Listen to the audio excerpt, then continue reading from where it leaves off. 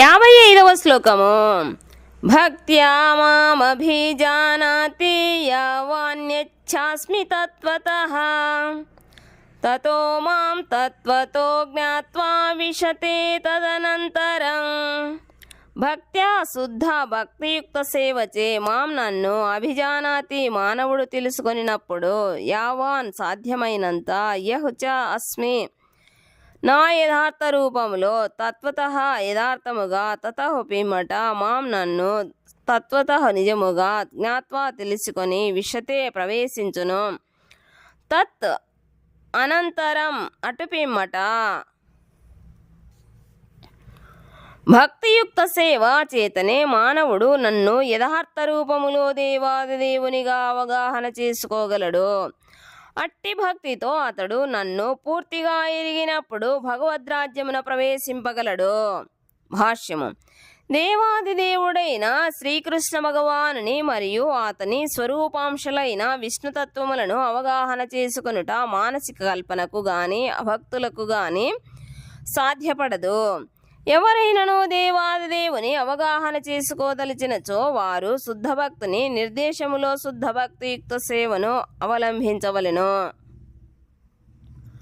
లేనిచో దేవాదిదేవుని యథార్థతత్వము ఎల్లప్పుడూ గుప్తముగానే ఉండిపోగలదు. భగవద్గీత 7వ అధ్యాయము 25వ శ్లోకము. నాహం ప్రకాశః సర్వస్య. అతడు అందరికీ వ్యక్తము కాడు. విద్యా పాండిత్యముతో లేక మానసిక కల్పనతో ఎవరునూ భగవంతుని అవగాహన చేసుకోలేరు. వాస్తవ కృష్ణ చైతన్యములో నెలకొనిన వాడే భక్తియుక్త సేవ ద్వారా శ్రీకృష్ణుడు అనగా ఏమిటో ఎరుగగలడు. విశ్వవిద్యాలయ పట్టములు ఇందుకు ఏమాత్రమూ తోడ్పడవు. కృష్ణతత్వ విజ్ఞానములో పూర్తిగా నిష్ణాతుడైన వ్యక్తి కృష్ణధామమైన ఆధ్యాత్మిక రాజ్యమున ప్రవేశించుటకు అర్హుడగును. బ్రహ్మభూత స్థితిని పొందుట అనగా వ్యక్తిత్వమును కోల్పోవుట అని కాదు. నిజమునకు అట్టి స్థితిలోనూ భక్తియుక్త సేవ కలదు. అట్టి భక్తియుక్త సేవ ఉన్నంతకాలము భగవానుడు, భక్తుడు, భక్తియోగ, భక్తియుక్త సేవ అను 3 అంశములు కొనసాగుతూనే ఉండును. అట్టి జ్ఞానము ముక్తి నొందిన పిమ్మట కూడా నశింపదు. ముక్తి అనగా భౌతిక జీవన భావస్థితి నుండి విడిపడుటయే. ముక్తి నొందినట్టి ఆధ్యాత్మిక జీవిత స్థితిలోను ఆత్మ పరమాత్మల నడుమ భేదము. ఆత్మ యొక్క వ్యక్తిత్వము కొనసాగుతూనే ఉండును. కానీ విశేషమేమనగా ఈ భావములు శుద్ధమైన కృష్ణ చైతన్యములో నెలకొని ఉండును. విశతే నాలో ప్రవేశించునను పదము పరబ్రహ్మముతో ఐక్యమగుననే అద్వైత సిద్ధాంతమును సమర్థించునని ఎవ్వరునూ పొరపడకూడదు. ఆ పదము అట్టి భావనను సమర్థించుటలేదు. విశతే అనగా దేవాదిదేవుడైన శ్రీకృష్ణుని సాంగత్యమును పొంది అతనిని సేవించుట కొరకై జీవుడు తన వ్యక్తిత్వముతో భగవద్ధామములోకి ప్రవేశించునని అర్థము. ఉదాహరణకు ఒక పచ్చని పక్షి పచ్చని వృక్షములలోకి ప్రవేశించుట అనేది అది చెట్టుతో ఏకమగుటకు కాకుండా ఆ వృక్ష ఫలములను ఆస్వాదించుట కొరకై అయి ఉండును. సాధారణముగా నది ప్రవహించి సముద్రంలో కలిసిపోవు ఉదాహరణను నిరాకారవాదులు సూచిస్తుందురు. అది నిరాకారవాదికి ఆనందకారకము కావచ్చునేమో గాని సాకారవాదులైన భక్తులు మాత్రము సముద్రములోని జలచరములకు వలె ముక్తి పిమ్మటను వారు తమ వ్యక్తిత్వమును నిలుపుకొని ఉందురు. సముద్రపు లోతులలోకి ప్రవేశించినచో మనకు అనేక రకముల జలచరములు కనిపించును.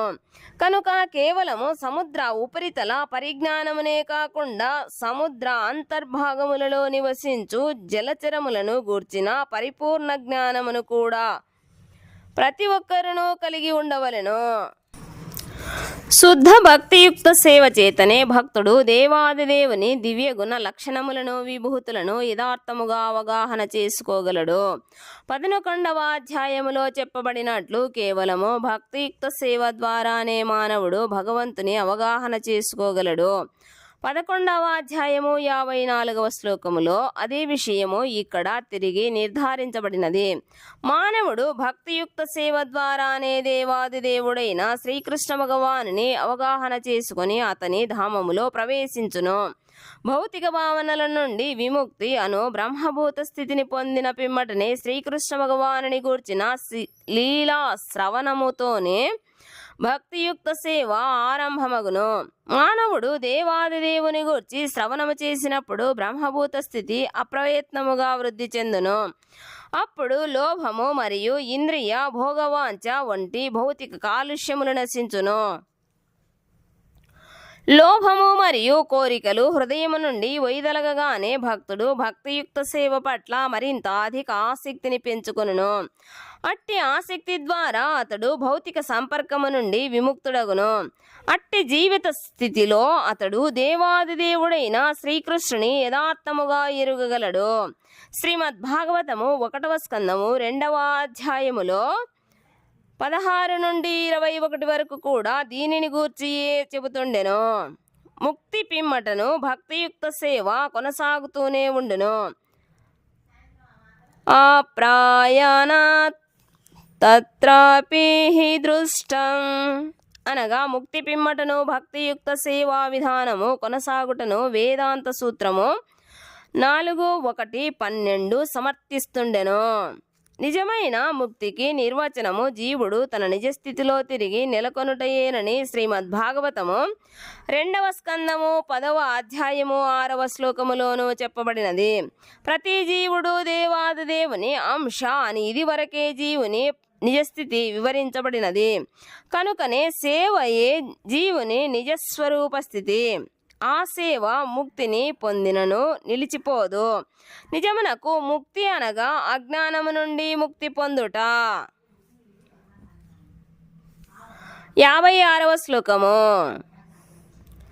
సర్వకర్మాణ్యపి సదా కుర్వాణో మధ్వపాశ్రయః మత్ప్రసాదాదవాప్నోతి శాశ్వతం పదమవ్యయం. సర్వకర్మాణి అపి సమస్త కర్మలను సదా ఎల్లప్పుడూ కుర్వాణః చేయుము. మత్వ్యపాశ్రయః నా రక్షణలో మత్ప్రసాదాత్ నా కృపచే అవాప్నోతి పొందును. శాశ్వతం శాశ్వతమైన పదం స్థానమును అవ్యయం నాశరహితమైన. అన్ని రకములైన కర్మలలో నియుక్తుడైనను నా శుద్ధ భక్తుడు నా రక్షణలో నిలిచి శాశ్వతము అవ్యయమును అయిన ధామమును నా కృపచే చేరగలడు. భాష్యము. మధ్వపాశ్రయ అనగా శ్రీకృష్ణ భగవానుని రక్షణలో అని అర్థము. భౌతిక కాలుష్యముల నుండి విడువడుటకు శుద్ధ భక్తుడు దేవాది దేవుని నిర్దేశమున లేక అతని ప్రతినిధి అయిన ఆధ్యాత్మికాచార్యుని నిర్దేశమున వర్తించును. శుద్ధ భక్తునకు కాలపరిమితి అనేది లేకుండా రోజుకు 24 గంటలు 100కి 100 దేవాది దేవుని నిర్దేశానుసారము కర్మలలో నెలకొనును. ఆ విధముగా కృష్ణ చైతన్యములో నెలకొనిన భక్తుని పట్ల భగవానుడు మిక్కిలి దయామయుడు. దానిలో ఎన్ని కష్టములు ఎదురైనను చివరికి అతడు దివ్య లోకమును లేక కృష్ణలోకమును చేరగలడు. అతనికి కృష్ణలోక ప్రవేశము నిశ్చయము. ఈ విషయములో ఎట్టి సందేహము లేదు. అట్టి కృష్ణలోకములో ప్రతిదీ మార్పురహితమై శాశ్వతమై అనస్వరమై జ్ఞానపూరితమై ఉండును. 57వ శ్లోకము. చేతసా సర్వకర్మాణి మయి సన్యస్యామత్పరః బుద్ధియోగముపాశ్రిత్య మచ్చిత్తః సతతం భవ. చేతసా బుద్ధిచే సర్వకర్మాణి సమస్త కర్మలను మయి నాపై సన్యస్య విడిచి మత్పరః నా రక్షణలో బుద్ధియోగం భక్తియుక్త కర్మలను ఉపాశ్రిత్య ఆశ్రయించి మచ్చిత్త భావనలో నెలకొనిన వాడవు సతతం రోజుకు 24 గంటలు భవాగుము. సమస్త కర్మలలో నా పైననే ఆధారపడి సదా నా రక్షణలోనే కర్మను నరింపుము. అట్టి భక్తియుక్త సేవలో సంపూర్ణముగా నా భావనలోనే నెలకొనిన వాడవగుము.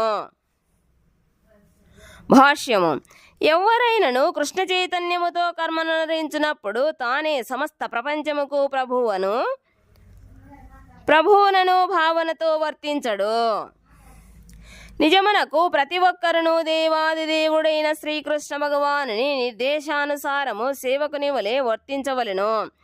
అతడు తన యజమాని ఆదేశానుసారమే వర్తించును.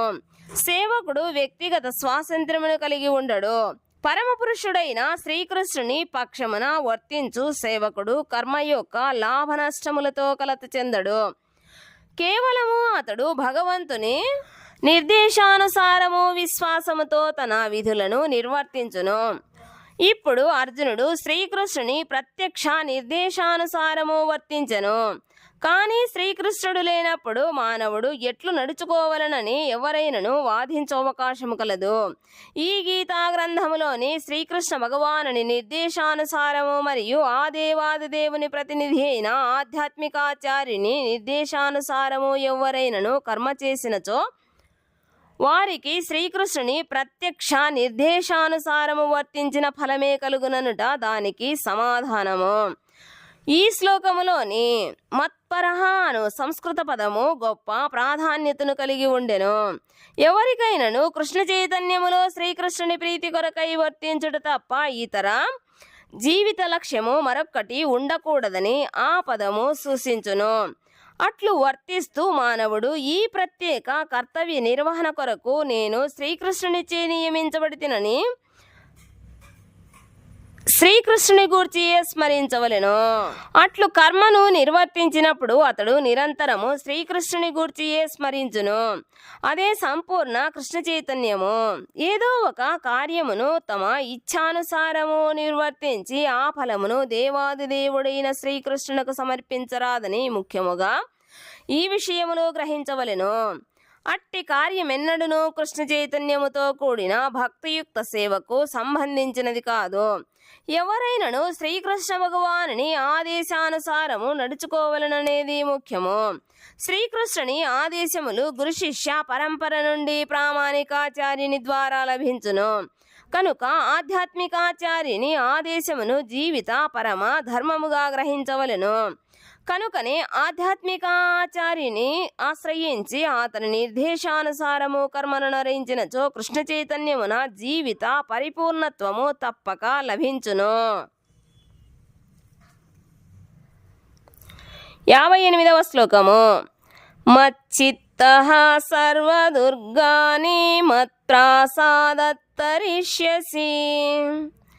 అథా చేత్వమహంకారాన్న శ్రోష్యసి వినంక్ష్యసి. మచ్చిత్తః నాపై మనస్సు కలిగిన వాడై సర్వదుర్గాని సమస్త ఆటంకములను మత్ప్రసాదాత్ నా కృపచేత తరిష్యసి అధిగమించగలవు. అథా కాని చేత ఒకవేళ త్వం నీవు అహంకారాత్ అహంకారముతో నా శ్రోష్యసి విననుచో వినంక్షసి నశింతువు. నీవు నాయందు చిత్తము కలిగిన వాడవైనచో నా కృపచే బద్ధ జీవితపు సమస్త ఆటంకములను అధిగమించుదువు. కానీ నా మాటను వినక అట్టి భావనతో గాక అహంకారముతో వర్తించినచో తప్పక నశింతువు. భాష్యము. పూర్తి కృష్ణ చైతన్యవంతుడు తన భౌతిక జీవితముకు సంబంధించిన ధర్మ నిర్వహణను గూర్చి అనవసరముగా చింతించడు. అట్టి చింతారాహిత్యమును మూర్ఖులు ఏమాత్రము అవగాహన చేసుకొనలేరు. కృష్ణ చైతన్యములో వర్తించువానికి శ్రీకృష్ణ భగవానుడు ఆప్తమిత్రుడగును. దేవాది దేవుడు తన మిత్రుని సౌఖ్యమును గూర్చి ఎల్లప్పుడూ ఆలోచించును. రోజుకు 24 గంటలు భగవంతుని ప్రీతి కొరకై భక్తితో కర్మ చేయు అతనికి ఆ దేవాది దేవుడు తనను తాను పూర్తిగా అర్పించుకొనును. కనుకనే దేహాత్మ బుద్ధితో ఎవ్వరును పెడద్రోవ పట్టరాదు. భౌతిక ప్రకృతి నియమములకు లేక కర్మఫలములకు తాను అతీతుడనని స్వేచ్ఛగా వర్తింపవచ్చునని ఎవ్వరును పొరబడకూడదు. నిజమునకు ప్రతి ఒక్కరూ కఠినమైన ప్రకృతి నియమములకు లోబడి ఉందురు. కానీ కృష్ణ చైతన్యముతో కర్మ చేసినంతనే మానవుడు ముక్తుడై భౌతిక క్లేశముల నుండి విడివడగలడు. కృష్ణ చైతన్యములో వర్తించని వాడు జన్మ మృత్యు సంసార సాగరమనే సుడిగండములో చిక్కుకొని తప్పక నశించుదురని ప్రతి ఒక్కరును గుర్తించవలెను. నిజమునకు బద్ధజీవులెవరునూ చెయ్యదగినదేదో చెయ్యరానిదేదో గుర్తించలేరు. కృష్ణ చైతన్యవంతుడు అంతరంగమున శ్రీకృష్ణునిచే ప్రేరేపించబడి ఆధ్యాత్మికాచార్యునిచే సమర్థించబడుట చేత స్వేచ్ఛగా కార్యనిర్వహణ చేయగలడు.